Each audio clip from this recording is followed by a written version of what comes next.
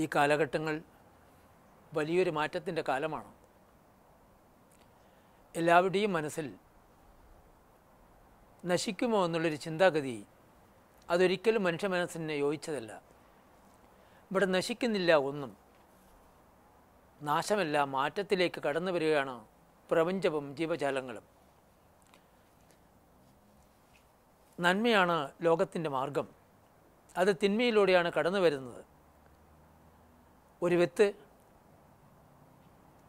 വിത്ത് നശിക്കുമ്പോഴാണ് ചെടി മുളയ്ക്കുന്നത്, ചെടി നഴിക്കുമ്പോഴാണ് വൃക്ഷമാകുന്നത്. അതേപോലെ ഒരു മനുഷ്യൻ എന്ന് പറഞ്ഞാൽ അവൻ്റെ ബാല്യം, കൗമാരം, യൗവനം, വാർദ്ധക്യം അങ്ങനെയൂടെ വളർന്ന് പരിണമിച്ചു വരികയാണ്. അതുപോലെ പ്രപഞ്ചത്തിനും പരിണാമമുണ്ട്. ഈ കാലഘട്ടങ്ങളിൽ എല്ലാവരും സങ്കല്പിക്കേണ്ടത് ശുഭമായ മാറ്റങ്ങൾ. ഈ ലോകത്തിന് വലിയൊരു ദിവ്യലോകം ഇവിടെ ഉടലെടുക്കും. അത് സ്രഷ്ടാവിൻ്റെ ഇച്ഛാസങ്കല്പങ്ങളാണ്. അത് വന്നേ തീരൂ. അതിലേക്കുള്ള മാറ്റത്തിലേക്കുള്ള യാത്രയാണ് ഈ അസ്വസ്ഥതയും ദുഃഖവും. എങ്കിലും മനുഷ്യൻ ബോധത്തോടുകൂടി ബോധവാനായിക്കൊണ്ട് ശുഭപ്രതീക്ഷ വച്ചിരുന്നെങ്കിൽ തീർച്ചയായിട്ടും അത് ഭൂമിയിൽ സംഭവിക്കും. അതുകൊണ്ട് എല്ലാ ജനങ്ങളും, കുടുംബാംഗങ്ങൾ എല്ലാവരും കൂടി ചേർന്ന് ലോകത്തിൻ്റെ മാറ്റത്തിന് വേഷം കുറച്ച് സമയം ആ പ്രപഞ്ചത്തിൻ്റെ സാന്നിധ്യത്തിലേക്ക് വഴങ്ങിക്കൊടുത്തുകൊണ്ട് ഈ ലോകത്തിൻ്റെ വലിയൊരു മാറ്റത്തിന് കാക്ഷിക്കണം, സങ്കല്പിക്കണം, ഇച്ഛിക്കണം. അത് മനുഷ്യൻ്റെ ദൗത്യം കൂടിയാണ്. മനുഷ്യൻ്റെ ഇച്ഛാസങ്കല്പങ്ങൾ ആത്മീയ ഊർജ്ജത്തോടുകൂടി ബന്ധപ്പെടുമ്പോൾ അത് സത്യമായിത്തീരും. അത് നമ്മുടെ ഒരു ദുരാഗ്രഹമല്ല, പ്രപഞ്ചത്തിൽ സംഭവിക്കേണ്ടതാണ്.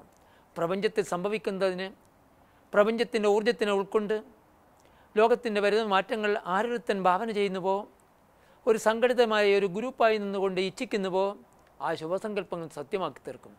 അതുമാത്രമല്ല, ആത്മവികാസം സംഭവിച്ച ധ്യാനയോഗികളും സാധകന്മാരും ഈ കാലഘട്ടങ്ങളിൽ ലോകത്തിൻ്റെ വലിയ മാറ്റത്തിന് വേണ്ടി പ്രതീക്ഷിക്കണം.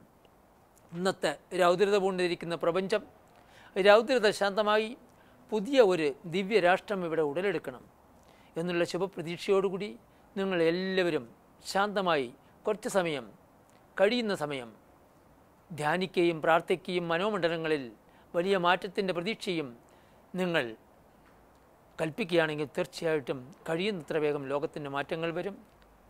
ഇനി എല്ലാറ്റിനും പരിവർത്തനം വരും. അതിനുള്ള കാലഘട്ടങ്ങളാണ്. ഇതാ വലിയൊരു മാറ്റത്തിലേക്ക് കടന്നു വരുന്നു. അത് നാശമല്ല, നന്മയിലേക്കുള്ള യാത്രയാണ്. എന്നെല്ലാവരും ശുഭപ്രതീക്ഷയോടുകൂടി കാത്തിരിക്കുക.